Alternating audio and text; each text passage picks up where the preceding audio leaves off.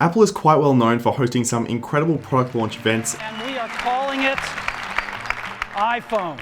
But over the last few years, ever since the lockdowns and COVID and all those shenanigans, Apple have been pre-recording their events, and as a result has come these incredible filmmaking pieces with insane transitions, cinematography. It's quite rare that we do get to see a behind the scenes look at how these product launches are actually filmed, and what's even rarer and for the first time is that this one was shot on an iPhone and we got to see a little behind the scenes look. So let's jump in and deep dive on how they shot this particular event on an iPhone. And in full iPhone spirit as well, I am shooting this video on my iPhone 12 Pro Max, not the 13, not the 14, and not the 15, but my old iPhone 12 Pro Max in Opengate mode, which I'll tell you a little bit more about after we go through this event behind the scenes. So having a look at some of this behind the scenes footage here, we can tell that there's obviously a lot of gear that has been used in addition to the iPhone. Now, when a lot of people see the phrase shot on iPhone and then they post a picture, for example, of like a massive gear setup and lens and everything that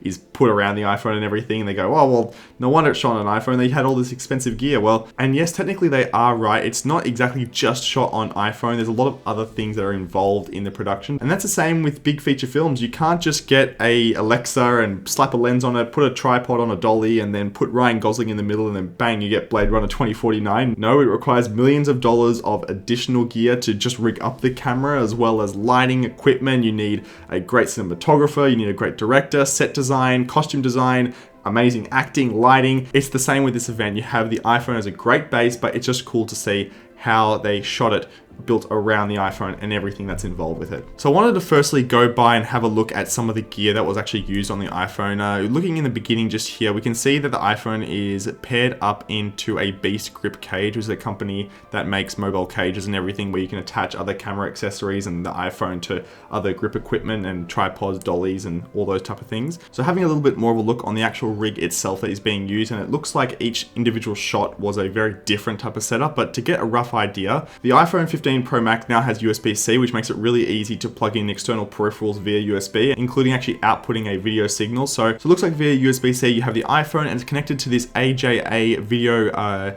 output or wireless transmission system. This gentleman just before mentioned that there's around about 50 different screens that are being produced around the entire set, which is important because people need to be able to see and monitor what the images look like and everything. On the other side, it looks like we have external storage and all these other things that would be sending data to the crew at the back. Speaking of storage, it also looks like that they recorded the entire event in Apple ProRes log, which is really important as it does actually capture so much more data, enabling you to be a little bit more creative in terms of the gray later, in addition to the dynamic range benefits that does come from shooting on a log profile. And this is something that is quite new with the iPhone 15 Pro and Pro Max. So if that's something that you're looking to obviously shoot with, and you're going to need to buy that new phone. The file sizes on these Apple ProRes log video codecs are extremely large, which is why it is necessary to have all of these extra hard drives that are transferred from the iPhone itself. And it looks like this digital image technician has got a lot of these Glyph hard drives, which are SSDs that you can buy and you can essentially plug in directly into the iPhone or use to migrate and transfer the data. And it looks like on the iPhone itself, they're actually using Blackmagic's new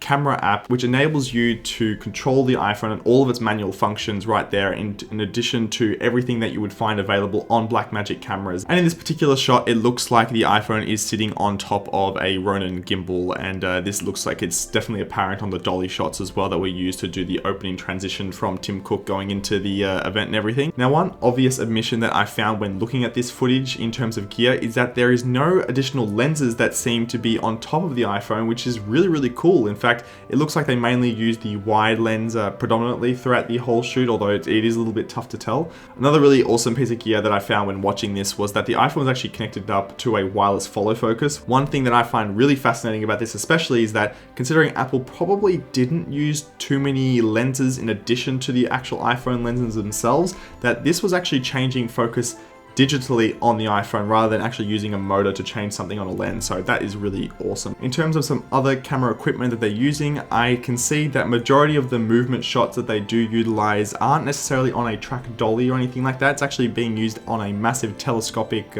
techno crane, which is quite common in bigger productions. And there's these massive cranes that move in and out, that enable you to do different camera movements and be really flexible with the camera, but also hold a lot of gear on the head of the crane. And using this is really, really helpful when it comes to doing match cuts and for VFX and everything for those famous Apple transitions, as they quite often do. They utilize different unique aspects of the Apple Park building and other surrounding areas inside and both outside of the infrastructure. But being able to replicate specific camera movements on this techno crane is really important, as it's something that is a little bit harder to do. In fact, a lot harder to do if you're doing it on a handheld system. So having a quick look at lighting now, of course, lighting is one of the most important things when it comes to any type of cinematography, but it is so important when it comes to utilizing it when you are shooting something on an iPhone. Now, that is because if you consider sensor sizes and the ability for cameras to capture light, you're obviously limited a lot by physics. So expensive cinema cameras like the Alexa and other Red cameras use massive sensors, and they all vary at different shapes and sizes, but quite commonly they're large format or full frame sensors. And then you've got Super 35 sensors like I do on my Blackmagic 6K Pro.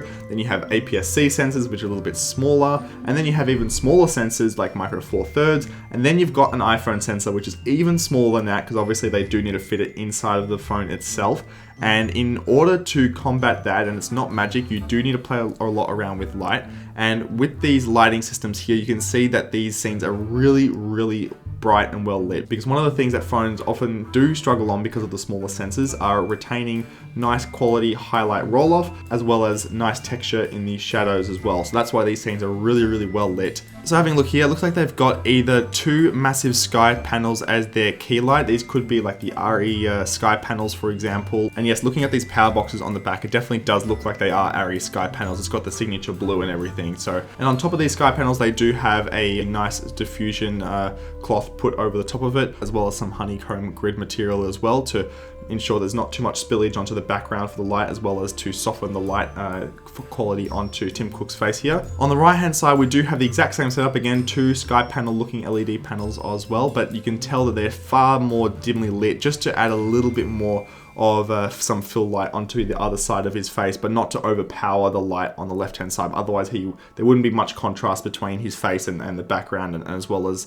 having a nice some shadows and everything on the other side of his face, which is important for shaping a face when lighting. But one thing that was really awesome that I loved to see was that they obviously did the wall practically looking at this video, and that's the video wall that puts up all the different features and everything. I thought for a long time that this wall was actually CGI, but it is real, and I'm 90% sure that they use the exact same technology that they do in Apple stores, where it is actually a massive video wall panel that they use to host their Today at Apple events, and as well as advertising material that they'll show on the back of Apple stores. And these are actually massive panels made by Sony. They're almost micro LED, but they're all different LED panels connected together, so you can actually take off a small like 1/2 meter by 1/2 meter panel in case someone breaks it, which I'm sure has happened, and then put them back on. And this just seems like a portable version of that, and acts as a really nice backlight onto the subjects, and making it really easy for you not having to VFX put on these slides later, which is super cool as well. And fun fact about those video walls in Apple stores, they're actually all connected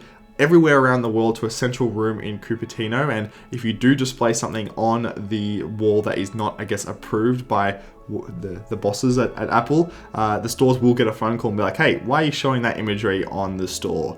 And yeah, I know that because a friend of mine told me, who has a secret source. And that's it. Hopefully you enjoyed this little breakdown of Apple's event shot on iPhone. At least from my perspective, I found it really, really cool. And to finally get back to the point of how I shot Opengate video on my iPhone 12 Pro Max, I used the app called Mathis, and I have a full video about it, which I'll link just here. But apart from that, have a wonderful day, stay safe, and of course, do take care.